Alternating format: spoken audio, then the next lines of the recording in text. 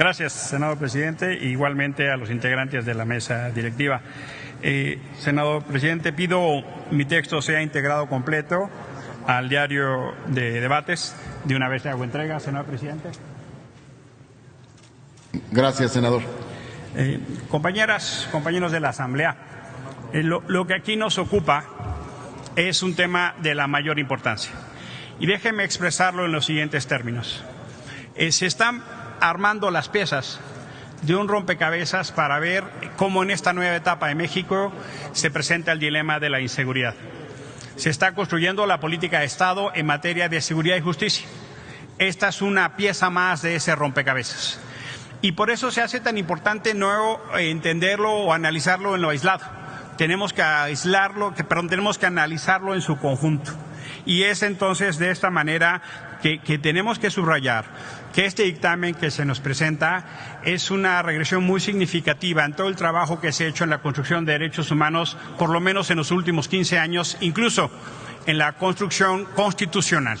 Es claramente una señal de preocupación y de alarma. Hay incluso algunos argumentos que se han presentado, aquello que se llama puerta giratoria, y a lo largo de mi intervención voy a tratar de mostrar la falsedad de esos argumentos. Pero no puedo dejar pasar, y es muy importante que tengamos atención. En la exposición de motivos se subraya la noción del derecho penal del enemigo. No hay nada más contrario a la concepción constitucional de materia de derechos en México que el derecho penal del enemigo. Así dice. Y compañeros, el derecho penal del enemigo es probablemente la expresión más autoritaria y regresiva en materia penal. Que en este Senado, en este tiempo, en este momento de inicio de un nuevo gobierno que ha puesto por delante una narrativa de cuarta transformación, se apele al derecho penal del enemigo es gravísimo. Es gravísimo, compañeros. Yo pediría que en toda la exposición de motivos se quite todo lo que tiene que ver con el derecho penal del enemigo. Ahora resulta que ni siquiera tenemos la certeza de que una persona es culpable y lo juzgamos bajo el principio del derecho penal del enemigo. Es el absoluto sinsentido. Y la verdad de las cosas es que debo decirles que esa doctrina es retomada con los regímenes más retardatarios y autoritarios. Por eso es indispensable. Y miren, por ejemplo, cosas como lo que a la letra dice nuestra exposición de motivos. La ley no se orienta a fines preventivos, sino a emprender la lucha en contra de enemigos del Estado, diferentes en su comportamiento a los ciudadanos normales. Esta concepción ya ha sido utilizada en los hechos. Por ejemplo, podríamos preguntarle a nuestra compañera Nestora Salgado cómo vivió ella una injusta prisión justo porque se le entendió como una enemiga. Ya hemos vivido a la saciedad el abuso de esa figura. Pero también, compañeros, déjenme leer algunas de las partes que dice el dictamen. Se debe excluir de la sociedad, sí, oyeron bien, excluir de la sociedad a quienes transgreden de manera sistemática. Es absolutamente contrario a los preceptos constitucionales.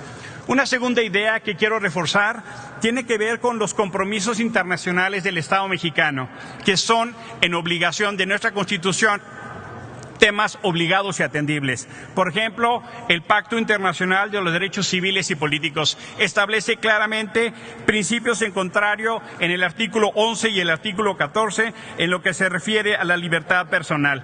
Y también es absolutamente indispensable que esta Cámara tenga claro que somos los primeros responsables encargados en tutelar este principio. Ahora, compañeros, esta reforma es un error para intentar responder a la necesidad de justicia que tiene la sociedad. Por supuesto que hay una preocupación de seguridad, pero el tema principal es la denegación de justicia, el acceso a la justicia.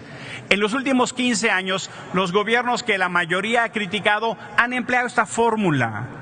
No se va a responder el tema de la inseguridad incrementando las penas, compañeros. Todo lo contrario. Y la evidencia empírica es más que avasalladora. Es una medicina equivocada para la enfermedad que tiene este país. Lo que necesitamos hacer es esencialmente abatir el tema de la impunidad y eso no se va a hacer con eso. Y por eso pensar que con poner en la Constitución estos delitos se va a abatir la impunidad, colegas, es un grave error. El problema esencialmente está en la operación de los aparatos de justicia y no podemos, y eso es indispensable tenerlo en cuenta, que no podemos seguir avanzando en una dinámica de populismo punitivo. Esta propia legislatura ha presentado más del 20% de sus iniciativas en esa lógica: más delitos, más penas, más castigos. Afortunadamente estamos en el dilema de país de construir otra opción de justicia. No repitamos los errores que ya están fracasados y que claramente hay evidencia empírica que no sirven. Ahora, por supuesto que tenemos que entender que la prisión preventiva oficiosa, compañeros, es de facto una pena anticipada. Es de facto un castigo y genera una condición para que el juzgador ya no pueda determinar, porque estará obligado. Ahora, colegas, pensar que porque está en la Constitución se va a cumplir es un error, pero no solo es un error, es un abuso. Meter a la Constitución estos delitos es un abuso del derecho penal. Y miren, es muy importante revisar la investigación que hizo el Instituto Belisario Domínguez. El Instituto Belisario Domínguez nos dijo que en el Código Nacional de Procedimientos Penales hay ya 16 delitos que tienen prisión preventiva oficiosa.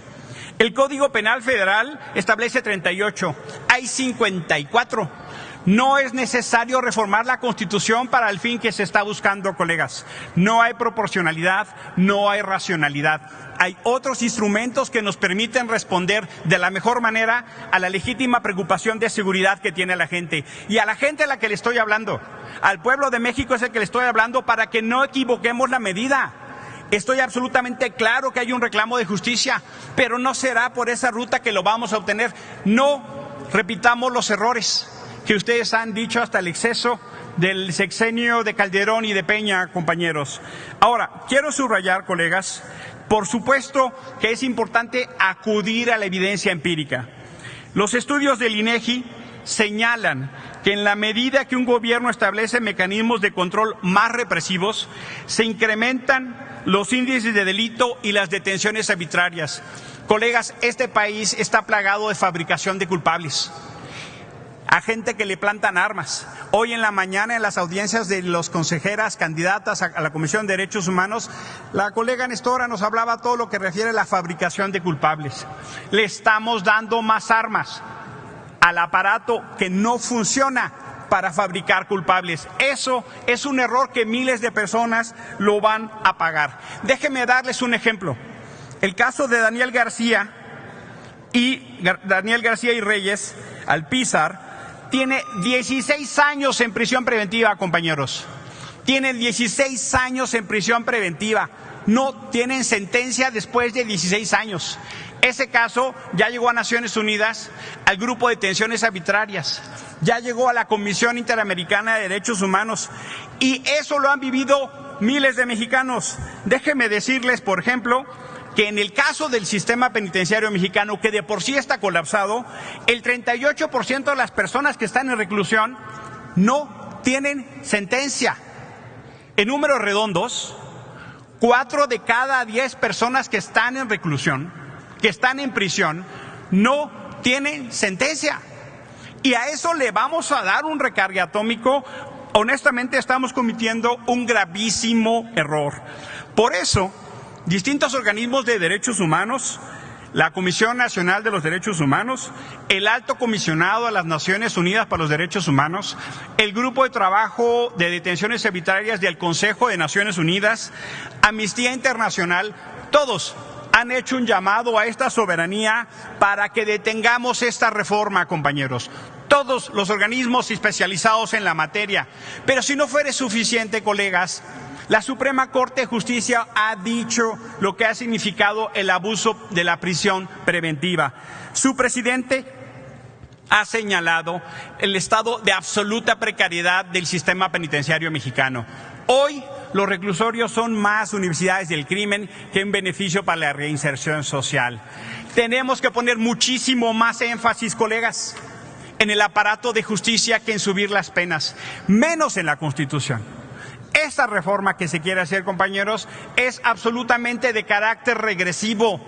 No corresponde a aquellos que han hecho un compromiso para tutelar los derechos humanos caminar en el sentido de la negación de derechos. La prisión preventiva oficiosa es un error.